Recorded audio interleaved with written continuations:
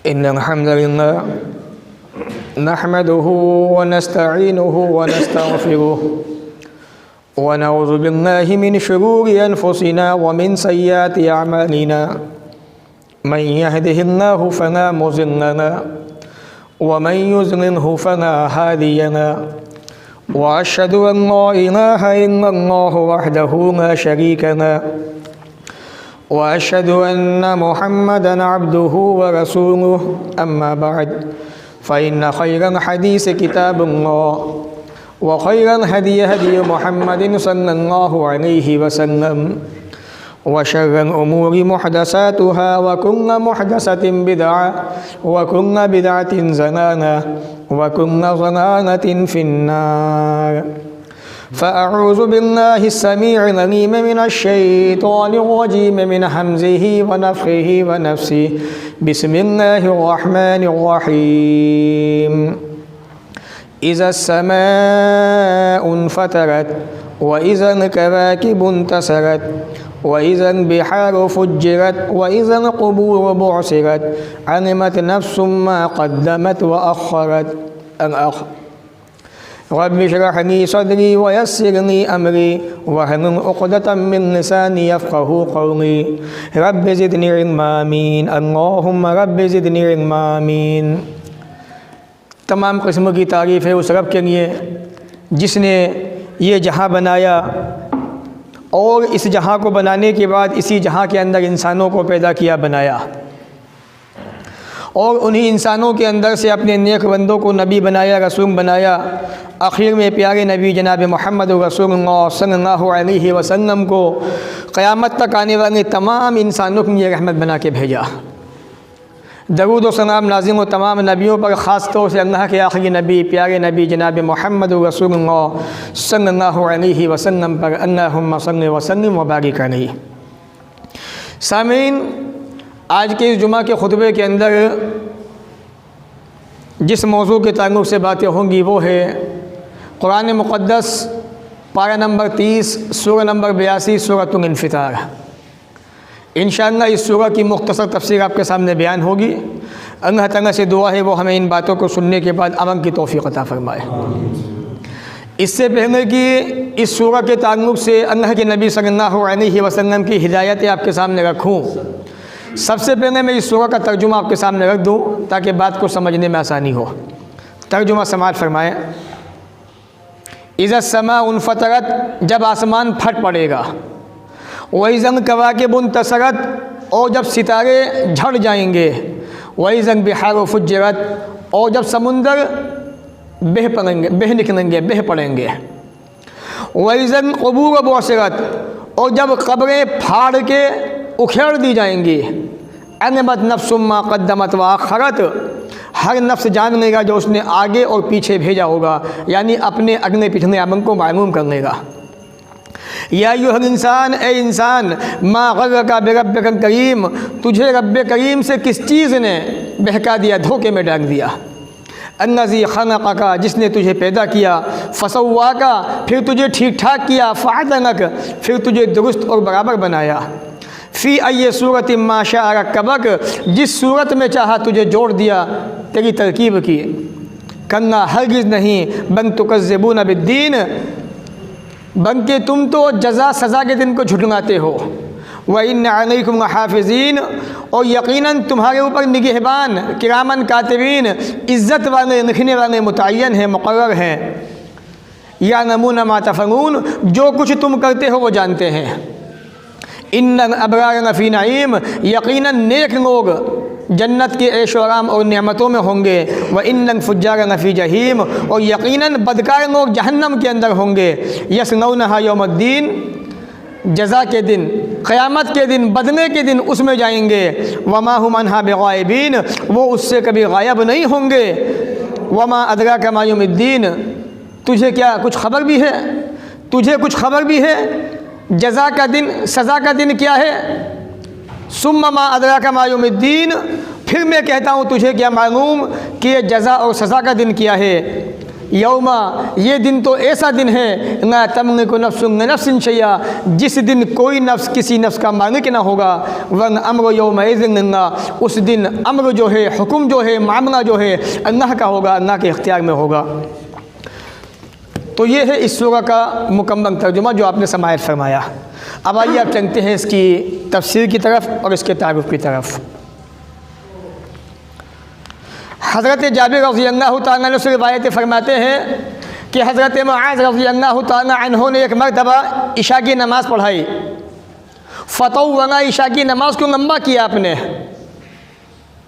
और लंबा करने के बाद सहाबी रसूल ने अल्लाह के नबी सल्लल्लाहु अलैहि वसल्लम से शिकायत की कि या रसूलल्लाह, मुआज़ जो है लंबी लंबी नमाज़ें पढ़ाता है रात में। अल्लाह के रसूल सल्लल्लाहु अलैहि वसल्लम ने फरमाया, या मुआज़ अफ़त्तानुन, या मुआज़ अफ़त्तानुन, ए मुआज़ तुम लोगों को फितने में डालना चाहता है। 3 मरतबा आपने ये बात बयान फरमाई सही बुखारी की हदीस के मुताबिक, जिसको इमाम बुखारी ने सही बुखारी में किताबुल अज़ान पर हदीस नंबर 705 पर रिवायत किया है, 705 पर। ए मुआज़, तुझे ये सूरतें काफ़ी थी, तू सब्बे हिस्मा पढ़ता, सूरह गाशिया पढ़ता, सूरह ज़ुहा पढ़ता, इधर शम्सो कुव्विरत पढ़ता, इधर समाउल फतरत की तिलावत करता। तू ये छोटी छोटी सूरतें तुझे काफ़ी थी। क्या तुझे मालूम नहीं, तेरे पीछे नमाज के अंदर बूढ़े भी होते हैं, बच्चे भी होते हैं, हाजतमंद भी होते हैं, थके हुए इंसान भी होते हैं। तो नमाज के अंदर इस बात का ख्याल कीजिए, नमाज को ज़्यादा लंबी न पढ़ाया कीजिए। तो अल्लाह के नबी सल्लल्लाहु अलैहि वसल्लम ने सहाबी के सवाल पर आपने ये जवाब दिया कि मुआज़, इज़ा समाउल फतरत, ये सूरह तुझे काफ़ी थी नमाज के अंदर। इस हदीस को इमाम नसाई ने सुनन नसाई के अंदर रिवायत किया है। तो मालूम यह हुआ कि इमाम को चाहिए कि नमाज ज़्यादा लंबी ना पढ़ाया करे, नमाज के अंदर वो सूरतें पढ़ाए जो दरमियानी सूरतें हैं। सब्बे हिस्मा की सूरत है, वज़ुहा की सूरत है, इज़ा समाउल फतरत जो मैंने आपके सामने पढ़ी ये सूरह है। अब आइए सूरह की तफसीर की तरफ चलते हैं। ये सूरत किस मौके पे नाज़िल हुई थी, अल्लाह रब्बुल आलमीन ने इस सूरत में किस चीज़ को बयान किया है वो भी हम समझ नहीं। तर्जुमा तो आपने समाअत फरमाया।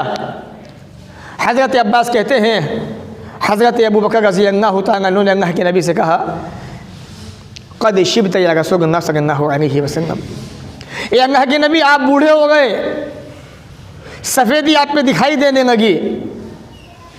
अल्लाह के नबी सल्लल्लाहु अलैहि वसल्लम ने जवाब दिया, अबू बकर, बात तो तुम्हारी ठीक है, लेकिन बूढ़ा होने का मतलब मेरा ये नहीं है कि मैं बूढ़ा हो गया, बल्कि हकीकत ये है मेरे बूढ़ा होने की, शय्यबतनी हूदुन व वाक़िया व मुसनात व अम्मा यलसाऊन व इज़ा समाउल फतरत। अबू बकर, मुझे इन सूरतों ने बूढ़ा कर दिया है।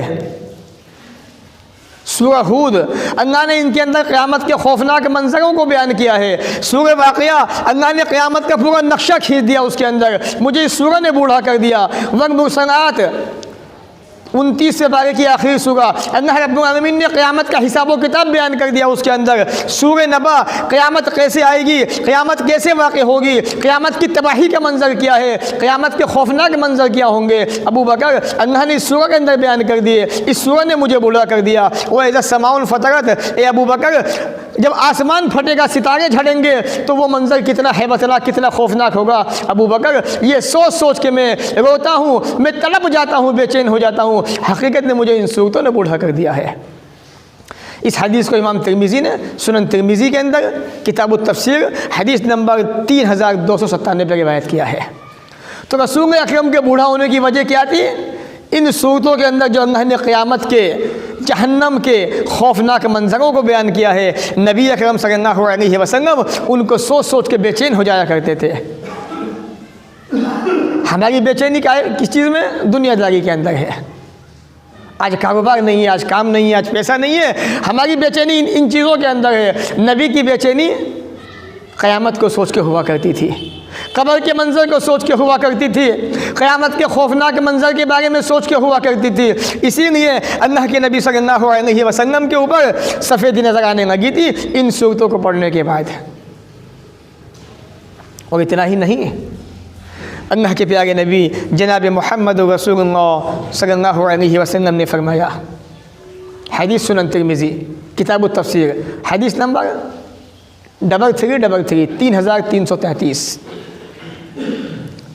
जो इंसान क़यामत के मंज़र को अपनी आँखों से देखना चाहता है, कौन सी आँखें? ये आँखें जो अल्लाह ने दुनिया में आपको दी हैं, जिनसे आप दुनिया के मंज़र देखते हो, जिनसे आप चीज़ों को पहचानते हो, जिनके ज़रिए से आप अपनों को पहचानते हो, रास्तों को पहचानते हो, आने जाने के रास्ते मालूम करते हो, जिन आँखों के ज़रिए से अल्लाह के नबी फरमाते हैं, मन सरहु, जिसको ये बात अच्छी लगती है, जिसको ये बात भली मालूम होती है, अय्यंज़ुरा राया ऐन, कि वो अपनी आँखों से क़यामत के मंज़र को देखना चाहता है, क़यामत का मंज़र अपनी आँखों से दुनिया में देखना चाहता है। फ़न यक़रा, उसे चाहिए वो इज़ा समाउन फ़तरत, कुरान मजीद की सूरह नंबर 82 है, इसको पढ़ ले, क़यामत का मंज़र उसकी आँखों के सामने घूम जाएगा। ये वो चीज़ें हैं जिन्हें सुन के, जिन्हें पढ़ के, जिनमें गौर करने के बाद अल्लाह के नबी जनाब मोहम्मद रसूलुल्लाह सल्लल्लाहु अलैहि वसल्लम रातों रात सोते नहीं थे, सजदे में गिर जाते थे, रुकू के अंदर पहुँच के अपने रब से दुआएं क्या करते थे, अल्लाहुम्मा उम्मती, अल्लाहुम्मा उम्मती, अल्लाह मेरी उम्मत पर रहम फरमा देना, ए रब मेरी उम्मत पर रहम फरमाना। ये वो सूरह है, इसको बार बार पढ़ें, समझें कि अल्लाह ने इसमें क्या कहा है, क्या चीज़ें बयान की हैं। इज़ा समाउन फ़तरत, आसमान फट रहा है, मान लीजिए एक वक्त ऐसा आने वाला है। अल्लाह ने सूरह क़यामा के अंदर कहा, सूरह मुज़म्मिल के अंदर, अस्समाउ मुनफ़तिरुन बिही काना वअदुहु मफ़ऊला, याद कीजिए उस वक्त को जब आसमान फट पड़ेगा और अल्लाह का ये वादा हो के रहेगा। ये कोई किस्से कहानियाँ नहीं है, ये कोई अफसाने नहीं है, ये कोई बच्चों को सुनाने वाली कहानी नहीं है, ये हकीकत है। एक दिन क़यामत वाक़ होनी है। सबसे पहले ये आसमान जो दिखाई दे रहा है, आसमान फट पड़ेगा, आसमान फट जाएगा। ये सितारे जो इस आसमान को खूबसूरती दिए हुए हैं, इस आसमान पे लाइट की तरह चमकते रहते हैं। रब फरमाता है जब क़यामत का मंजर होगा, क़यामत वाक़ होगी, ये सितारे झड़ झड़ के गिर जाएंगे, इनकी कोई हैसियत नहीं होगी। जो लोग सितारों को अपना खुदा मानते हैं, जो लोग सितारों की पूजा करते हैं, अल्लाह बताना चाहता है जब आसमान फटेगा सबसे पहले ये सितारे ख़त्म होंगे, इनका कोई वजूद नहीं होगा। वैज़न बिहार फुज्जरत, किस दुनिया में खोए हुए हो। रब फरमाता है जब क़यामत वाक़ होगी, ये समंदर जो है, अल्लाह ताला तमाम समंदरों को एक समंदर बना देगा। समुंदर बह पड़ेंगे, बह निकलेंगे और तमाम समंदर एक बन जाएंगे। फिर अल्लाह ताला पश्चिमी हवा चलाएगा, हवा चलेगी पश्चिम की तरफ से, जो इन समुंदरों के अंदर आग पैदा कर देगी, आग भड़का देगी। समुंदर में आग ही आग होगी। कैसा वो मंजर होगा, कभी सोचा है आपने? कभी सुना होगा आपने कि जयपुर के अंदर एक पेट्रोल पंप के अंदर आग लगी थी, कई दिन तक वो चली थी, तबाही मच गई थी यूपी के अंदर, हिंदुस्तान के अंदर हर जगह इसी के बारे में चर्चा थी। ये वक्ती तौर पे ऐसा हुआ था। जब अल्लाह ताला तमाम समुंदरों के अंदर आग पैदा फरमा देगा, कितना खौफनाक वो मंजर होगा। आपने सोचा है कभी? वो सोचें ख़त्म हो गई हमारी सोचें कहाँ पे है? बस इलेक्शन के अंदर, चुनाव के अंदर। होना क्या है, करना क्या है? करना कुछ नहीं है, बटे हुए हो, बटे रहोगे। तो समुंदर, इनके अंदर अल्लाह ताला आग पैदा फरमा देगा और ये कब्रें, इनको फाड़ के इंसानों को बाहर निकाला जाएगा। इंसान बाहर आएंगे, भाग पड़ेंगे अपने रब की तरफ, दौड़ेंगे अपने रब की तरफ। आप भी होंगे, हम भी होंगे, सब होंगे वहाँ पे और भागे जा रहे हैं रब्बुल आलमीन की बारगाह की तरफ, मैदान महशर की तरफ। कैसा वो खौफनाक मंजर होगा। अल्लाह ने कहा उस दिन इंसान जान लेगा दुनिया में क्या छोड़ के आया था, हमारे पास क्या लेके आया है। आज न जाने दिमाग में कैसे कैसे ख्याल आते हैं और न जाने तुम्हारी सोचें कैसी हो गई हैं। आज सीनों के अंदर कैसे कैसे राज उठते हैं, कैसे कैसे वसवते आते हैं तुम्हारे दिलों के अंदर, सीनों के अंदर, और न जाने कैसी कैसी चालें तुम चलते हो अपनों के ख़िलाफ़, अपनों के बारे में कैसी कैसी बातें करते हो, राय रखते हो। जब क़यामत का दिन होगा, जब तुम्हारी हकीकत सामने आएगी खुल के, अच्छा हम तो इनको बड़ा अच्छा समझते थे, ये तो हमारे आसपास में रहा करते थे, बड़े नेक समझते थे हम इनको, ये तो हमारा दोस्त था, ये तो हमारा फला था, रिश्तेदार था। अच्छा इनके सीनों के अंदर इतनी बदगुमानियाँ अपनों के ताल्लुक़ से, मुसलमानों के ताल्लुक़ से, वहाँ पे सारे राज फाश होंगे। इंसान ने जो कुछ दुनिया में किया होगा सब कुछ वहाँ पे देखने वाला है। अल्लाह के नबी सल्लल्लाहु अलैहि वसल्लम यही सोच के फ़िक्रमंद रहा करते थे और आपके बालों पे सफ़ेदी आने लगी थी। हमें एहसास नहीं है आज, हम तो बस ये समझते हैं जो भी कर रहे हैं सही कर रहे हैं, हम ठीक है बिल्कुल, हम चाहे गुनाह करें चाहे अच्छा ही करें, हम ठीक है बिल्कुल। आप ठीक नहीं हो सकते आप जब तक अल्लाह के सामने नहीं झुकोगे, रसूल की बातों पे अमल नहीं करोगे तब तक ठीक नहीं हो सकते आप। अब अल्लाह फरमाता है या अय्युहल इंसान, इंसान तुझे अपने रब से किस चीज़ ने बहका दिया? वो रब जिसने तुझे पैदा किया, ठीक ठाक बनाया, तुझे दुरुस्त बनाया, ठीक ठाक किया, अच्छी सूरत दी तुझे, उस रब से तुझे किसने बहका दिया? हज़रत उमर ने फरमाया था जहालत ने, नादानी ने, बेदीनी ने। और हकीकत है ये, आज हमारे पास जहालत है, नादानी है, हमारे पास सोचने समझने की ताकत नहीं है, क़ुव्वत नहीं है। आज उसकी हमें ज़रूरत है। ये दिमाग जो अल्लाह ने दिया हुआ है इसका सही इस्तेमाल करने की ज़रूरत है। इसको अल्लाह पूछने लगा है इंसान तुझे किस चीज़ ने बहका दिया अपने रब के पास से, जिसने तुझे पैदा किया, जिसने तुझे हसीन से हसीन बनाया, खूबसूरत बनाया, फ़ी अय्यि सूरत मा शाअ कब जैसा चाहा तुझे ऐसा बना दिया। मुफस्सिरीन फरमाते हैं अल्लाह ताला चाहता तो बंदर बना देता, सूअर बना देता, खिंजीर बना देता, लेकिन ऐसा नहीं किया उसने अपने रहम को आगे किया, उसने अपनी मेहरबानी को आगे किया। अपनी मेहरबानी से इंसान को इतना हसीन और खूबसूरत बनाया, जैसा चाहा वैसा बना दिया। साहबी कहते हैं अल्लाह के नबी सल्लल्लाहु अलैहि वसल्लम ने अपने हाथ पे थूका, इस तरह से निकाला, और थूकने के बाद आपने इशारा किया उस पर, उसकी तरफ से सब्बाबा आपने उंगली रखी और फरमाया, अल्लाह ताला फरमाता है या इब्न आदम, या आदम के बेटे, अन्ना तुअजिज़ुनी वक़द खलक़तुका मिन मिस्लि हाज़िही, ए आदम के बेटे तू मुझे आजिज़ नहीं कर सकता, तू मुझे हरा नहीं सकता, हालांकि मैंने तुझे इस जैसे पानी से पैदा किया है, यानी मनी से, हक़ीक़ी नुत्फ़े से। अन्नज़ी खलक़क, मैंने तुझे पैदा किया, ठीक ठाक किया, दुरुस्त बनाया, मशई तो मैंने तुझे चलना फिरना सिखाया, कपड़े पहनाए मैंने तुझे, और तेरा ठिकाना ज़मीन के नीचे है, ज़मीन के अंदर है। इसके बावजूद तूने माल को जमा किया और मेरे रास्ते में देने से मना किया। यहाँ तक कि जब तेरी मौत का वक्त आता है, जब मौत तेरी नज़दीक आती है, तो तू कहता है अतसद्दक़ु, मैं अल्लाह के रास्ते में देना चाहता हूँ, मैं अल्लाह के रास्ते में देना चाहता हूँ। रब फरमाता है फ़अन्ना अवानु सदक़ा, अब देने का वक्त कहाँ है? अब तो मौत का वक्त आ गया, अब देने का वक्त कहाँ, अब तो मौत का वक्त आ चुका। जब वक्त देने का था तूने माल को जमा किया, अपनी तिजोरी में रखा, अपने पास रखा, नहीं दिया, और जब तेरी मौत का वक्त आ गया अब तू देना चाहता है। फ़िरौन ने सारी ज़िंदगी बदमाशी की, बनी इस्राइल को अपना ग़ुलाम बनाया, और जब मौत का वक्त आया तो क्या कहता है, मैं भी मूसा के रब पे ईमान लाता हूँ, मैं भी मूसा के रब को रब मानता हूँ, मैं उस पर ईमान लाता हूँ। अल्लाह ने कहा कि फ़िरौन ये ईमान काबिल कबूल नहीं होगा, ये अब मौत तेरे सामने खड़ी है, जब तूने मौत को देख लिया तो ईमान लाना चाहता है। ऐसे वक्त का ईमान अल्लाह के यहाँ पे कबूल नहीं होता है। अल्लाह ने आपको पैसा दिया, जमा करके रखे हो, छुपा छुपा के, गरीबों को नहीं देते, गरीबों को नहीं खिलाते, मसाजिद में नहीं देते, मस्जिदों में नहीं देते, मदरसों में नहीं देते, अपनों को नहीं देते, तो किसे दोगे? दोगे वहाँ पर जहाँ पे नाम होगा। हमारा नाम तो होना चाहिए। देखा नहीं आपने, माइकों के अंदर ऐलान होते रहते हैं, फलां साहब ने इतने रुपए दिए, फलां साहब ने इतने दिए, अल्लाह इनको लंबी ज़िंदगी दे, ऐसा भी कर दे, वैसा भी कर दे। इतना आसान है, अल्लाह ऐसे माफ़ कर देगा। दो ऐसे किसी को पता भी ना चले, ऐसे खर्च करो किसी को एहसास भी ना हो। तो अल्लाह ने वही बात की यहाँ पे कि जिस रब ने तुम्हें इतना हसीन बनाया उसके रास्ते में देने से रुक जाते हो, मना करते हो। तुम्हारी ये नाक तुम्हें रोक देती है, बल्कि हकीकत तो इंसान का ये है, हाल उसका ये है, रोज़ाना अपने घर में अच्छे से अच्छा खाता है, अच्छे से अच्छा पहनता है, पीता भी है।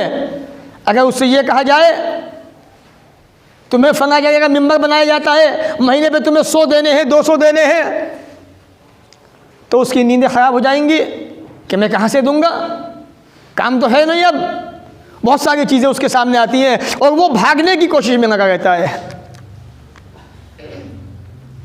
तो इंसान ऐसा हो चुका है। तो अल्लाह ने कहा इंसान सारी ज़िंदगी तू रोकता है पैसे को, जब तेरी मौत का वक्त आता है तू कहता है मैं देना चाहता हूँ, अब हमें नहीं चाहिए, तेरा वक्त ख़त्म हो चुका। इस हदीस को इब्ने माजा ने किताब मसाया के अंदर हदीस नंबर 2707 पर रिवायत किया है। ये ज़िंदगी जो अल्लाह ने दी है, इसमें जितना हो सके खर्च कर डालिए अल्लाह के रास्ते में, गरीबों के ऊपर, मिस्किनों के ऊपर, अपनों के ऊपर, गैरों के ऊपर। ये नेकियां जमा होने वाली है, काम आने वाली हैं, वरना बाद में पछतावे के सिवा कुछ नहीं होगा। कारून के पास ख़जाने थे, नहीं दिया किसी को। ये ख़जाने जो अल्लाह रब्बुल आलमीन ने कारून को दिए थे, उसने अल्लाह के रास्ते में खर्च नहीं किए, हुआ किया, अंजाम किया हुआ, नतीजा क्या हुआ। अल्लाह रब्बुल आलमीन ने मान समेत दुनिया की ज़मीन किया तो तुम्हें कुछ और भी बना लेता, लेकिन उसने ऐसा नहीं किया। अल्लाह के नबी जनाब मोहम्मद रसूलुल्लाह सल्लल्लाहु अलैहि वसल्लम के पास एक आदमी आया। वो कहा कि अल्लाह के नबी सल्लल्लाहु अलैहि वसल्लम, मेरे यहाँ पे एक बच्चा पैदा हुआ है, मेरी बीवी ने एक बच्चे को जन्म दिया है, वो बच्चे जो है गुलामन असवद, काना कंगोटा है, सिया रंग का है वो। मैं तो खूबसूरत हूँ, मेरी बीवी भी साफ़ सुथरी है, उसका कंगन भी साफ़ है, ये नगनी बच्चा ये काना पैदा कैसे हो गया हमारे यहाँ पर। यानी उसने डाउट किया अपनी बीवी के ऊपर। अल्लाह के नबी ने कहा ठहरो, बैठ जाओ, अच्छा ये बताओ फ़हन का मिन इबिल, क्या तुम्हारे पास ऊँट मौजूद हैं। कहा कि मेरे पास ऊँट है। कहा कि उन ऊँटों के अंदर फमा अनवानुहा, उनका रंग कैसा है, उनका कलर कैसा है। काना हुमुर, कहा कि सुरख रंग के ऊँट हैं। कहा नर भी ऊँट भी सुरख, ऊँटनी भी सुरख। तो आपने कहा फ़हन न का मिन औरक, क्या उनके अंदर स्याही मयन सफ़ेद ऊँट भी है। कहा कि हाँ है। तो आपने कहा फ़अन्ना अताहज़निक, अब मुझे तू ये बता कि तेरे पास जो सुरख ऊँट हैं, नर भी सुरख है, मादा भी सुरख है, तो इनके अंदर ये स्याही मयन सफ़ेद बच्चा कहाँ से आ गया, कैसे पैदा हो गया। कहने लगा ऐसा अयकूना नज़अहु इरक़ुन, हो सकता है कोई रग ऊपर की तरफ खींच के चली गई हो, यानी जो इस ऊँट का जो नसन चली आ गई है ऊपर से, शायद पिछली किसी नसन पे यह बच्चा चला गया हो। कहा कि फ़नअन्नबनका नज़अहु इरक़ुन, तेरे बच्चे की भी मतलब तेरी जो रग है वो भी खींच के ऊपर की तरफ चली गई होगी, और इसी बुनियाद पर यह बच्चा तुम्हारे जो बाप दादा गुजरे हैं उन पर चला गया है। तो इसमें शुबे की कौन सी बात है। इस हदीस को इमाम बुखारी ने सही बुखारी के अंदर किताब तलाक़ के अंदर हदीस नंबर 5305 पर रिवायत किया है। इमाम मुस्लिम ने किताबुल लिआन के अंदर हदीस नंबर 1500 पर रिवायत किया है। तो अल्लाह ने कहा फ़ी अय्यि सूरत माशा का कबर, जिस सूरत में चाहा जोड़ दिया। तो एक आदमी को, एक देहाती को शुबा हुआ, डाउट हुआ अपनी बीवी के ऊपर कि बच्चा कंगोटा कैसे पैदा हुआ, सियाह कैसे पैदा हुआ। तो आपने उसको समझाया, मिसाल देकर समझाया, बात समझ में आई। कहा कि अल्लाह के रसूल आपकी बात ठीक है, ये बच्चा मेरा ही है। तो अल्लाह ने वो चीज़ कहा। अब अल्लाह फरमाता है आगे, व इन्ना अलैकुम हाफ़िज़ीन किरामन कातिबीन। ए इंसान याद रख, जो तू अपनी इस दुनिया की ज़िंदगी के अंदर ये बदमाशियाँ कर रहा है, इधर उधर घूमता फिर रहा है, और न जाने कैसे कैसे खुराफात दिमाग के अंदर पैदा कर रहा है, अपनी ज़बान से कैसी कैसी बातें निकाल रहा है। व इन्ना अलैकुम हाफ़िज़ीन, तुम पर निगहबान मुतय्यन हैं, किरामन कातिबीन, जो हर वक्त तुम्हारी बातों को नोट कर रहे हैं। या नमूना मातफ़अलून, कुछ भी करो, हर एक अमल पे उन फरिश्तों की निगाह है जो फरिश्ते तुम्हारे साथ में लगे हुए हैं। किरामन कातिबीन, इज़्ज़त वाले फरिश्ते हैं, एक सीधी तरफ है, एक उल्टी तरफ है। अपनों को तो तसल्ली कितनी भी दे देना, लेकिन वो सब देख रहा है, फरिश्ते सब नोट कर रहे हैं, सब लिख रहे हैं। तुम्हारे जहनों में क्या चीज़ें पनप रही हैं, तुम्हारे सीनों के अंदर क्या क्या वसवसे पैदा हो गए हैं, और तुमने अपने सीनों के अंदर क्या राज पैदा कर रखे हैं, और तुम मुसलमानों के बारे में क्या सोचते हो, तुम्हारी सोचें मुसलमानों के बारे में क्या हैं, कैसी हैं, वो अल्लाह ताला सब जानता है। अब अल्लाह फरमाता है आगे, इन्नल अबरार लफ़ी नईम, नेक बनोगे जन्नत मिलेगी। आप फरमाते हैं कि नेक लोग वो हैं जो दुनिया के अंदर अपने माँ बाप का कहना मानते हैं, रसूल की इताअत करते हैं, अल्लाह के रास्ते में खर्च करते हैं। ये नेक लोग हैं जो जन्नत के ऐशो-आराम के अंदर होंगे, नेमतों के अंदर होंगे। अब आदमी सोचता है जन्नत तो मुझे मिल ही जाएगी, इतना आसान नहीं है। आसान भी बहुत है, लेकिन हालात देख के इतना आसान नहीं है। जो इंसान, जो मुसलमान 5 वक्त रब के सामने ना झुक सके, वो जन्नत की उम्मीद रखता है? किस मुंह से, किस बुनियाद पर? जो रब का ना हो सका वो किसका क्या होगा? आज होगा ना इलेक्शन, प्रियंका आती है तो हम तुम्हारे साथ हैं, उठे हुए हैं। उवैसी साहब आते हैं तो हम तुम्हारे साथ में हैं। दूसरा नेता आता है तो हम तुम्हारे साथ में हैं। ये सीनों के जो रात तुम्हारे अंदर पनप रहे ना, तो धोखेबाजी तुम कर रहे हो, अपने आप को भी धोखा दे रहे हो, नेताओं को भी धोखा दे रहे हो। ये सब राज खुलेंगे क़यामत के दिन।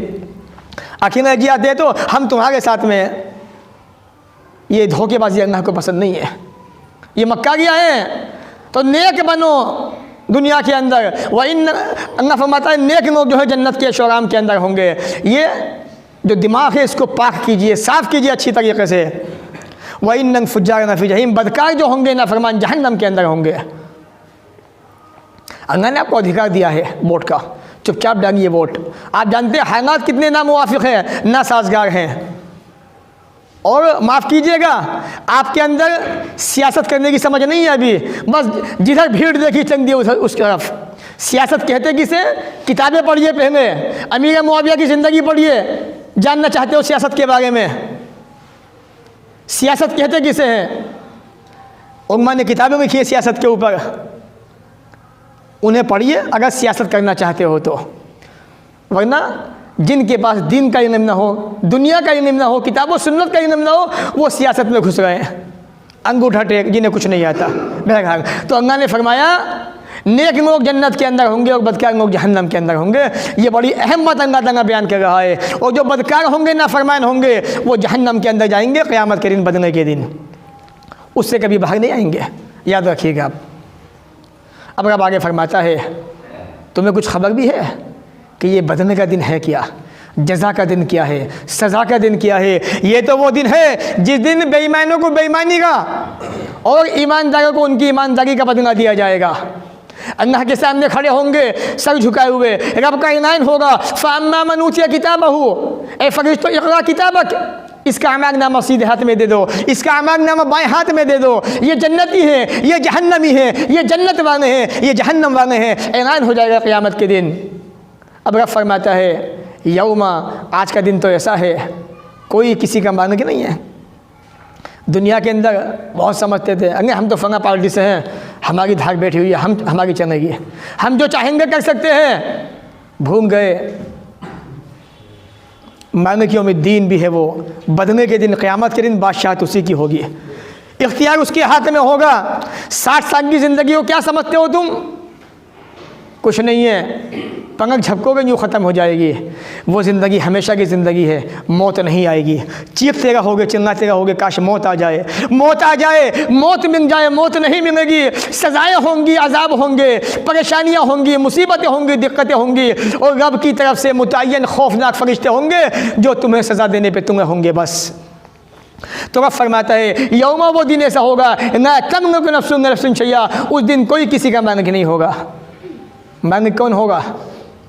रब फरमाता है सूरह मोमिन, सूरह नंबर 40, आयत नंबर 16, लिमनिल मुल्कुल यौम, आज किसकी बादशाहत है?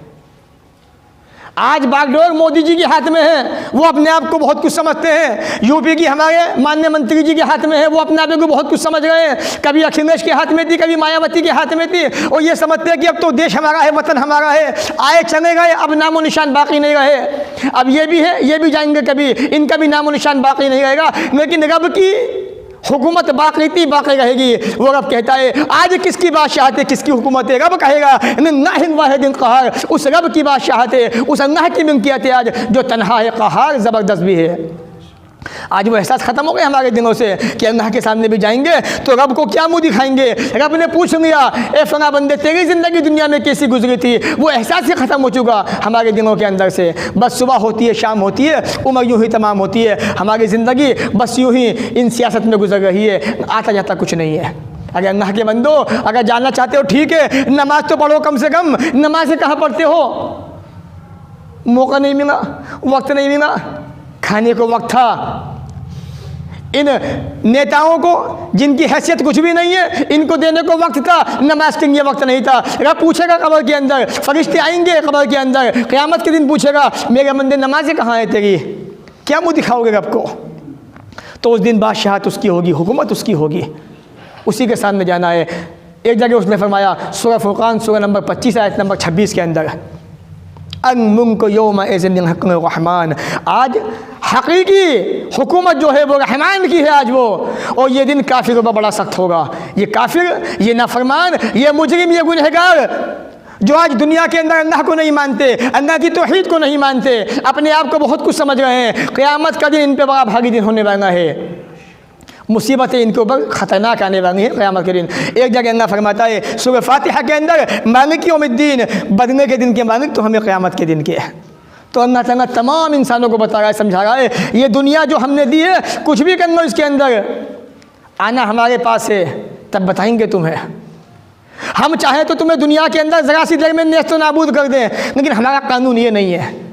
हमने तुम्हें दुनिया में ज़िंदगी दी है, और जो वक्त दिया है तुम्हें, उस वक्त तक तुम्हें ज़िंदा रखेंगे दुनिया के अंदर। जब मौत आएगी हमारे पास आओगे, क़यामत कायम होगी, हिसाब व किताब होगा, अच्छे बन के जाओगे जन्नत की नेमतें मिलेंगी, बदकार बन के जाओगे नाफरमान बन के जाओगे, जहन्नम की मुसीबतें, मुश्किलें, दिक्कतें तुम्हारा मुकद्दर बन जाएंगी। अल्लाह फरमाता है वह अम्र यौमइज़िन, हुकूमत उस दिन उसी की होगी।